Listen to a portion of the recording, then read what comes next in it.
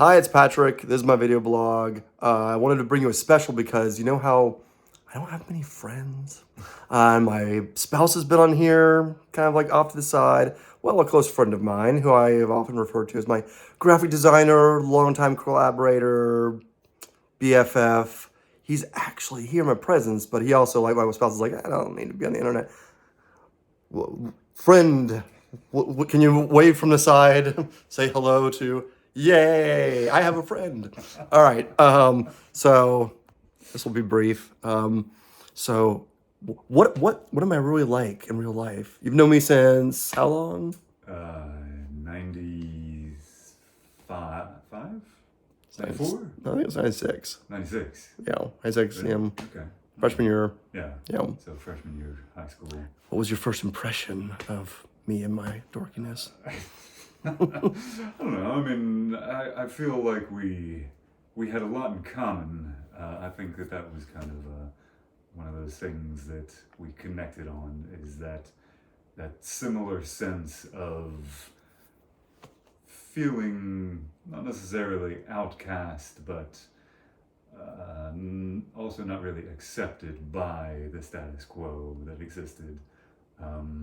Things were changing back in the 90s, but there was still, to a greater, lesser extent, a lot of people wanted to be the same and fit in. And that was one of the most important things for a lot of kids in high school. Yeah. Fitting in and making sure that everybody likes you and accepts you. Yeah. But we kind of almost immediately connected on not wanting to fit into that mold and not being accepted by the normal sort of people that we went to school with and related to. So we just kind of, I kind of felt like you ever seen Wall-E? Mm-hmm. You know, like when he finds the spork and then it's like, oh, the spoon's a fork, and he was trying to organize it, so he just sticks it between the two. Yeah, sure.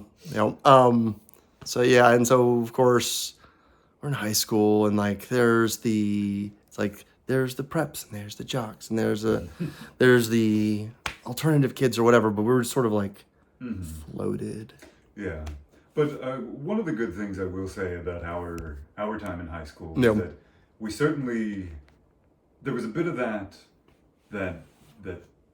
was difficult to get through, but then, as you've talked about in other videos before, there was, to an extent, some level of camaraderie between those groups. Yeah. And like you've discussed, when we were suspended from school. If you've watched that video, it's funny story. Yeah. He was my friend who was also suspended with me. Right. Yeah. Almost all of the other students came together in support of us. Yeah. And despite any other differences, they did what was right and made their voices be heard, that they felt that we were mistreated. And I thought that was pretty cool. Oh yeah, that was awesome. Yeah. So I highly appreciate it. I don't know if I actually think two or three folks we know in high school do sometimes watch this. So yes, hi and thank you. And we went to college. Mm-hmm. We've tried to record 3 demos, I think. Yeah, that's another aspect that we share, is the desire to create and the inability to focus on finding the best way to create. It's not as easy as some people that are naturally talented artists that can just sit down and paint a great painting. Mm-hmm. I feel like both of us share that sort of difficulty in getting what's in our brains out through our hands. Yeah. And yeah, that's definitely something that's difficult for both of us. It's like the poem I have in my second book, where it's the unstoppable force and the immovable object. It's sort of like deep desire to create, and then the immovable object of not having that natural affinity for whether it's recording or marketing, or I'd say recording on the music side and marketing on the book side, where it's sort of like, I wanted to make this thing and share it, but I don't know how to get it out there. Yeah. Which I'm sure some people have had that experience, but I've never felt like, and this kind of sort of touches on Enneagram, like that natural charisma or natural ability to be likable or I've just never felt that. Yeah, no. I mean, in general, both of us are also interested in the aesthetics that are on the fringe, Yeah. the musical genres that are not most popular, the art styles that are not most popular, the books and writing things that are not the immediately accessible sorts of things. So yeah, it's a lot of things working against us. Yeah, and of course some may either sing this, or of course my lurkers, they might think, oh well, it sounds like you're like of a rebellious kind. You like to rebel, and I think of that one South Park episode where Butters is fighting with his parents, like, stop making that face, stop making that face. He's like, this is just what I look like. I feel like that's my mantra. This is just my face. It's like I'm just doing things, and the world's like, that's weird, strange, out there. It's like, okay, I'm sorry, not sorry.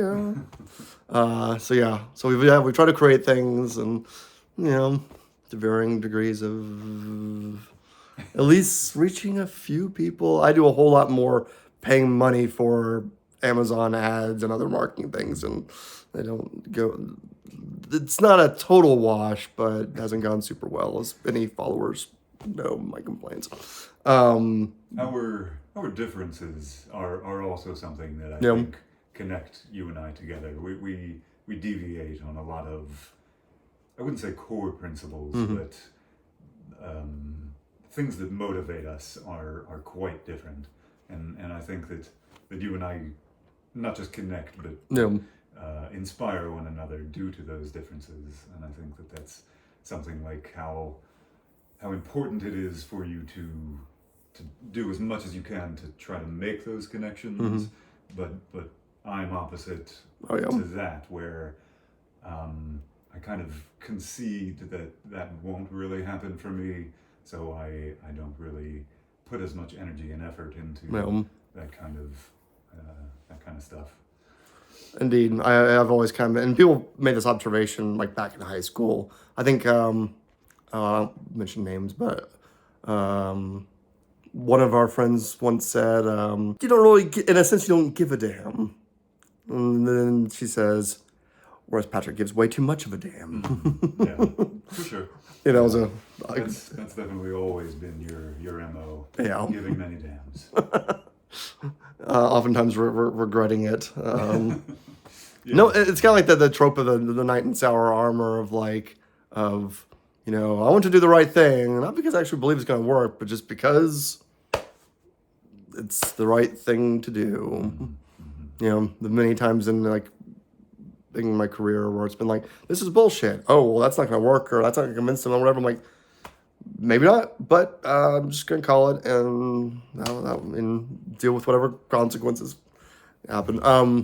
So yeah, we tried to make things, something in college.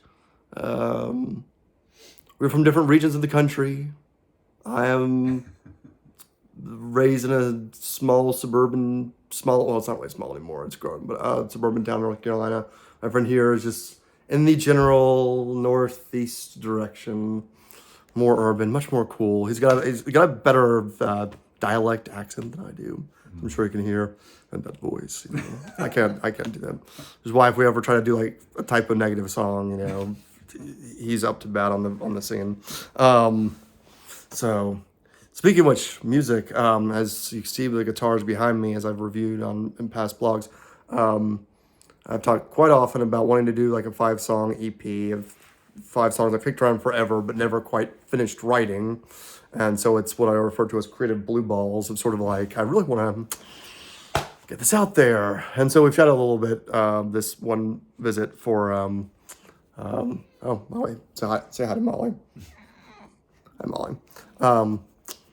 I think we could somehow find drumming via AI. Is that what we're thinking? Unfortunately, yeah. Yeah. I think there's always going to be a way for us to do it.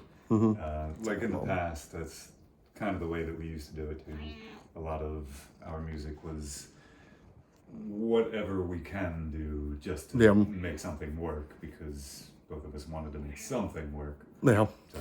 I don't know if you're feeling was like mine, where we'd write something, record it, and like, okay, this sounds good. All right, that sounds good. All right, put this together with this. All right, we adjust this, do that, and like he's like, all right, sounds good. All right, step back and let's hear the whole song together. Like, oh, what the hell is wrong with that guitar sound?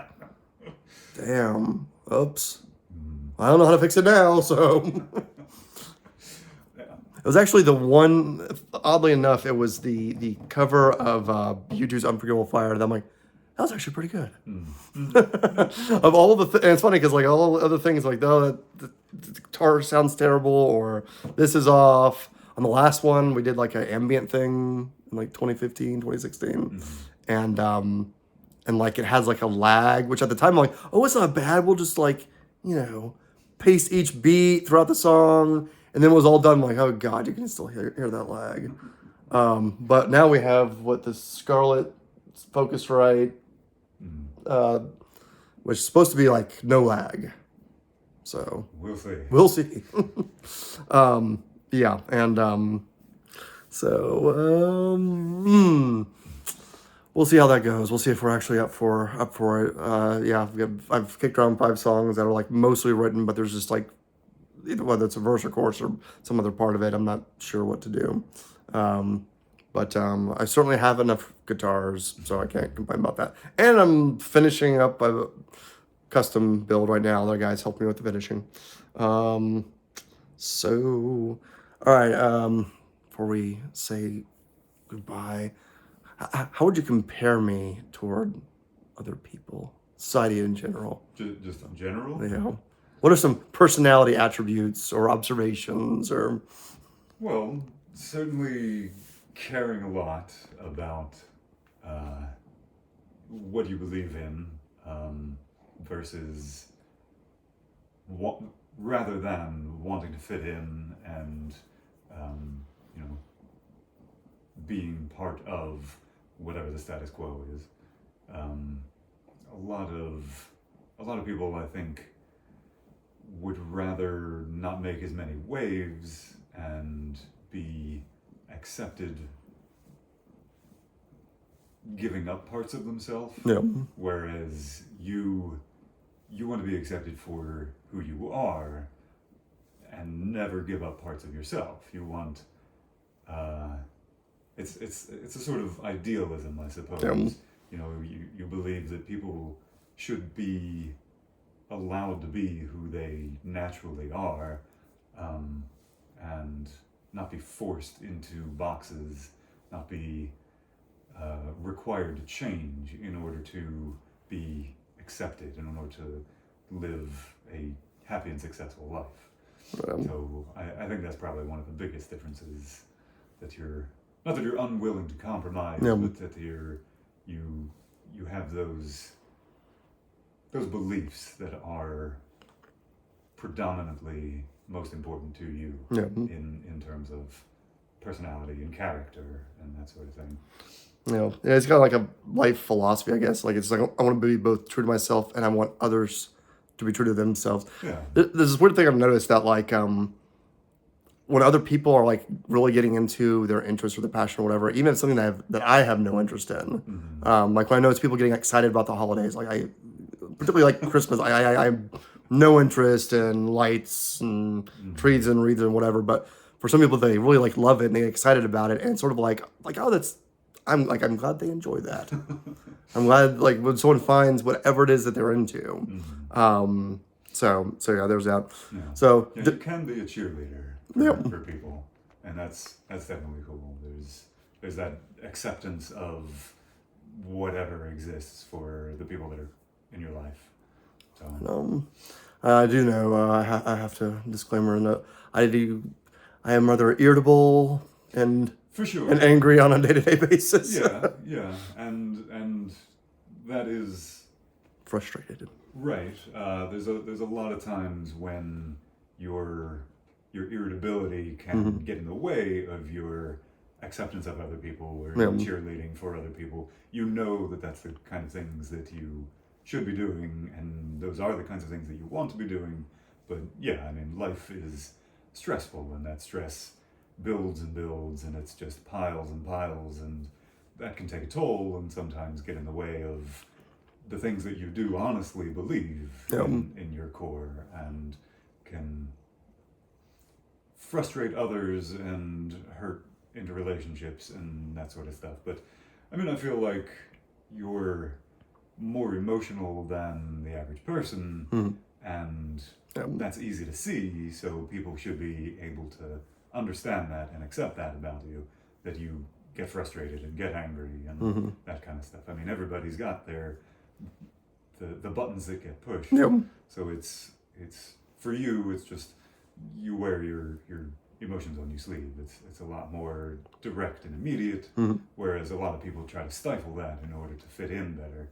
And I suppose maybe that sort of anger that comes out, that frustration that comes out, is just you being true to yourself. Maybe, I don't know. And I think a frequent complaint I have is like, oh, I would be able to do this if it wasn't for that. Yeah. There was a Machines of Loving Grace song, a limiter. I forgot what the chorus. It was something like, like the world would be something great and wide and wonderful if it weren't for a goddamn limiter. Something like that. But yeah, it's sort of like, if only this. And of course, I bemoan the tragedy of if only that thing didn't happen. And it could be either my daily life or in growing up, or my brother's the engineer. He's a technical guy. I don't have that skill. I'm sure it's a frustration. I know you've heard me bitch about computers and. You are a Shakespearean character. I mean, that's just, everything needs to be expressed as the drama that it is, and you take no hesitation in bemoaning the unfortunate things in life, the difficulties, the unfairness that exists in the world. The slings and arrows of outrageous fortune. Exactly. Yeah. That's something that you need to get out. Yeah. And of course, I know that I do that in like writing, like in each of my books. And when you edit, like, do you have those moments where it's like I'm telling the story, and then there's like a little note, a little aside that's definitely like commentary on life, or for sure. Yeah. I mean, I think all the best writers do that, though. Like, a lot of my favorite writers will make it work, and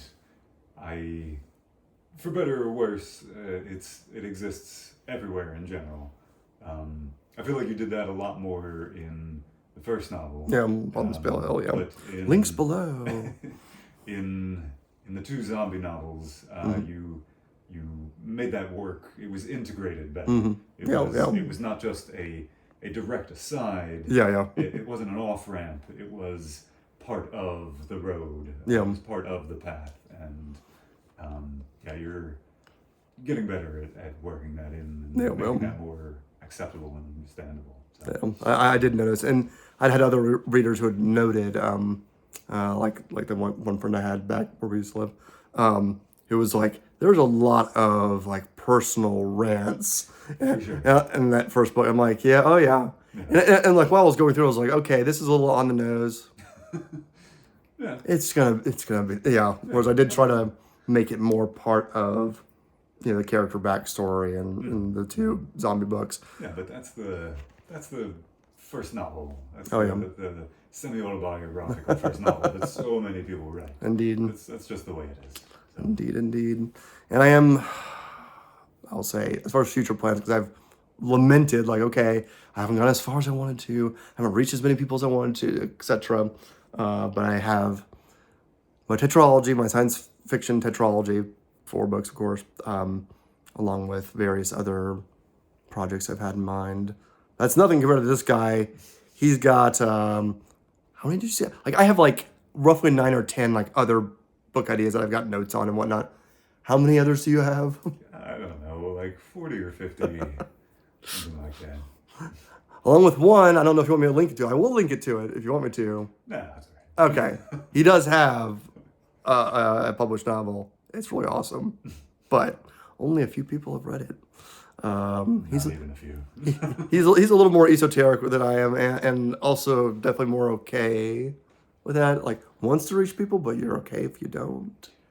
I accept that I won't. I Whereas I don't understand. accept it. I won't accept it. Yeah.